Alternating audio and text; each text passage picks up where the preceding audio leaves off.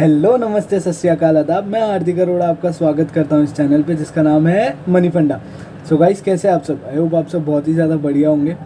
तो जैसा कि आपने टाइटल में पढ़ा, स्टॉक मार्केट का कहर न्यूटन को भी नहीं छोड़ा। तो ये टाइटल सुन के आपको डरने की कोई भी ज़रूरत नहीं है। मैं आपके साथ एक जो सर आइजैक न्यूटन का रियल लाइफ जो उनका एक्सपीरियंस था स्टॉक मार्केट के साथ, और कैसे उन्होंने स्टॉक मार्केट में बहुत ज़्यादा पैसा कमाया और कैसे उन्होंने वो सारा पैसा खो दिया, मैं इस वीडियो में उस चीज़ के बारे में आपके साथ बात करना चाहूँगा। आपको बताना चाहूँगा कि असलियत क्या है स्टॉक मार्केट की, और कैसे स्टॉक मार्केट किसी आदमी को एकदम से ऊंचाई पे भी लेके जाती है और एकदम से उसी ऊंचाई से नीचे भी पटक देती है। तो इस वीडियो को शुरू करने से पहले मैं आपको एक चीज़ बताना चाहूँगा। मैं स्टॉक मार्केट के रिलेटेड बिल्कुल भी नेगेटिविटी नहीं फैलाना चाहता। मैं सिर्फ़ और सिर्फ आप लोगों को जागरूक बनाना चाहता हूँ। मैं सिर्फ़ और सिर्फ आप लोगों को जो है उस ओवर कॉन्फिडेंस से बचाना चाहता हूँ जिसने सर आइजैक न्यूटन को भी लूटा है। ठीक है ना? आपने अपने आजू बाजू, अड़ोस पड़ोस, रिश्तेदार, सब लोगों से सुना होगा, सब ने पैसा गंवाया, क्योंकि स्टॉक मार्केट में बोला ही जाता है कि 95% ऑफ द लोग जो है वो पैसा गंवाते हैं और ओनली फॉर 5% ऑफ द लोग जो है वो पैसा कमाते।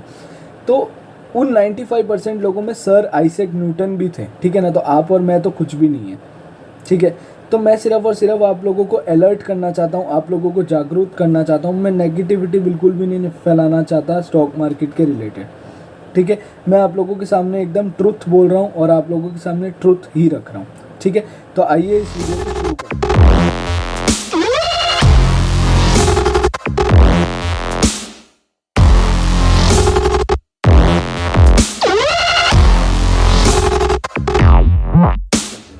तो मैं बात करना चाहूँगा साउथ सी बबल के बारे में। ठीक है? जो 1718 से लेकर के 1721 के बीच में था।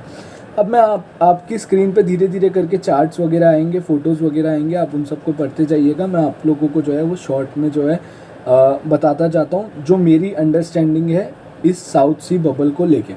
ठीक है? तो इसके अंदर क्या था, सर आइजैक न्यूटन आप लोग जानते हैं, ये ग्रेविटी का उन्होंने खोज किया था।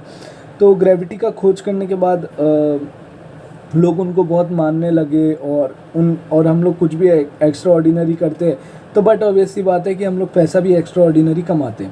तो उन्होंने भी ग्रेविटी की खोज की, उन्होंने भी एक्स्ट्रा ऑर्डिनरी पैसा कमाया, उनके पास भी बहुत पैसा आया। तो इससे क्या हुआ था कि जो सर आइजैक न्यूटन थे, उनके पास जब एक्स्ट्रा ऑर्डिनरी पैसा आ गया तो उन्होंने सोचा मैं क्या करूं। तो उन्होंने इन्वेस्टमेंट करना शुरू किया। ठीक है? उन्होंने स्टॉक मार्केट में जो है वो इन्वेस्टमेंट करना शुरू किया। अब स्टॉक मार्केट में इन्वेस्टमेंट उन्होंने किया, उनके पास कोई एडवाइज़र होंगे नहीं होंगे उस ज़माने में, मेरे को पता नहीं। तो उन्होंने जब स्टार्टिंग में एक साउथ सी करके कंपनी थी उसके अंदर पैसा लगाया, तो स्टार्टिंग में आपकी स्क्रीन पे अभी आ गया होगा कि कैसे वो बहुत ज़्यादा बढ़ रहा था। ठीक है ना? उन्होंने 10 या 12 या 15 यूरो के आसपास लगाया था और वो गया था 1200 यूरो तक। और उस टाइम पे जो है वो न्यूटन साहब ने एक स्टेटमेंट दी थी कि मैंने इससे आसान तरीका पैसा कमाने का ज़िंदगी में नहीं देखा है। ठीक है? ये ग्रेविटी वगैरह तो सब फेल है इसके सामने। और तब स्टॉक मार्केट ने उनको बहुत ऊंचाइयों तक ले गई थी, और फिर जब बहुत ऊंचाइयों पे गया था शेयर, तो जो है न्यूटन साहब ने उधर से भी खरीद लिया शेयर। ठीक है? वो तो ये सोचते थे कि इसमें तो ये साउथ सी बबल जो है, साउथ सी कंपनी जो है वो बहुत ज़बरदस्त कंपनी है, तो वो हर लेवल पे ख़रीदते गए। वो नीचे का ऊपर ख़रीदे होते और फिर नीचे आता था, कोई दुख नहीं, पर वो हर लेवल पे ख़रीदते गए, वो ओवर कॉन्फिडेंस में आ गए। ठीक है? और फिर आपने अभी चार्ट में देखा होगा कि कैसे वो जो है वो थाट करके नीचे गिरा था। आपने देखा होगा कि वो कैसे नीचे गिरा। तो इस इंसिडेंट से मैं आपको ये बताना चाहूँगा कि स्टॉक मार्केट में कभी भी जो है वो ओवर कॉन्फिडेंट मत होइए। ठीक है ना? स्टॉक मार्केट में 3 तरीके के लोग होते हैं।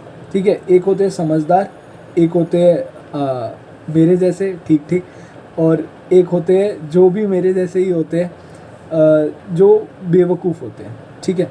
तो अब मैं क्या बताना चाहूँगा आपको कि जो समझदार होता है ना, वो नीचे के भाव में ख़रीदता है और ऊपर के भाव में बेचता है।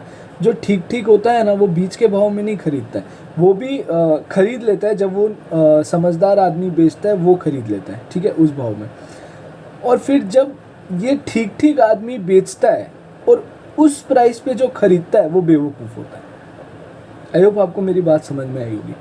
समझदार आदमी वो होता है जो नीचे के भाव में खरीद लेता है फिर बेच देता है, उस भाव में जो खरीदता है वो ठीक ठीक आदमी होता है।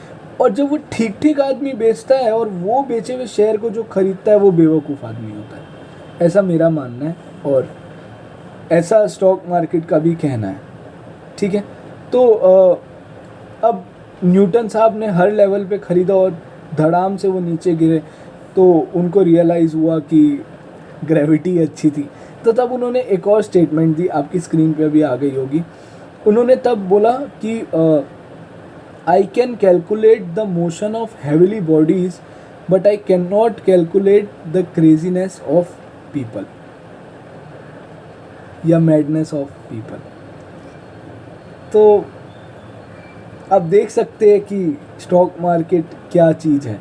आपको स्टॉक मार्केट बहुत ऊंचाइयों तक लेके जा सकती है, आपको लेके जा सकती नहीं, लेके जाएगी, पर आपको कभी भी स्टॉक मार्केट को लेके ओवर कॉन्फिडेंस नहीं होना है। ये चीज़ मैंने इस साउथ सी बबल से सीखी है, ठीक है। अगर इस दुनिया का जो सबसे ज़्यादा या one of the most intelligent आदमी इसमें गवा सकता है ना, तो इसमें कोई भी गवा सकता है। और गवाने का सिर्फ और सिर्फ एक ही कारण है, वो है ओवर कॉन्फिडेंस, ठीक है। आपको और मेरे को ओवर कॉन्फिडेंट नहीं होना है मार्केट में। हम जिस पॉइंट ऑफ टाइम पे ओवर कॉन्फिडेंट हो जाएंगे उस पॉइंट ऑफ टाइम पे हमारी बर्बादी शुरू है स्टॉक मार्केट में, ठीक है। रिसर्च आप भी करते हैं, मैं भी करता हूँ और बहुत सारे लोग करते हैं, ठीक है। रिसर्च सब करते हैं, सबको पता है कि कब खरीदना है कब बेचना है, बस टाइमिंग पे अपना ध्यान देना है, ठीक है ना। आई होप मैं जो आपको कन्वे करना चाहता था वही आप तक पहुंचा है, कोई भी नेगेटिविटी नहीं पहुंची है। अगर वीडियो पसंद आया हो तो लाइक कीजिएगा, कमेंट कीजिएगा और शेयर कीजिएगा। Thank you for watching this video. आप लोगों के साथ नई वीडियो में बहुत जल्द मिलूँगा। Thank you.